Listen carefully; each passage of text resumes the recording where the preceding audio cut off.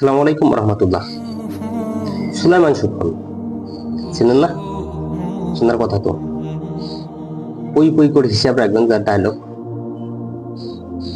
তার বক্তব্যগুলো শুনলে মনে হয় যে ওইভাবে মনে কাজ করা উচিত। তার বক্তব্যগুলো শুনলে মনে হয় ওই মানুষটাই বোধহয় হওয়া উচিত, যে মানুষটার কথা উনি বলেন বক্তব্যের মাঝে। কিন্তু উনি মানুষ হিসেবে কতটা ভালো, ওনার ব্যক্তিত্ব কতটা ভালো,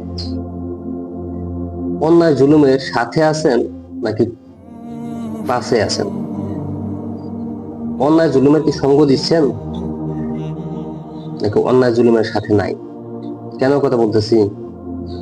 কারণ হচ্ছে যে কিছুদিন আগে আপনারা জানেন যে কোঠা আন্দোলন হয়, সাধারণ ছাত্র জনতা কি করে, আন্দোলন করে। কার বিরুদ্ধে?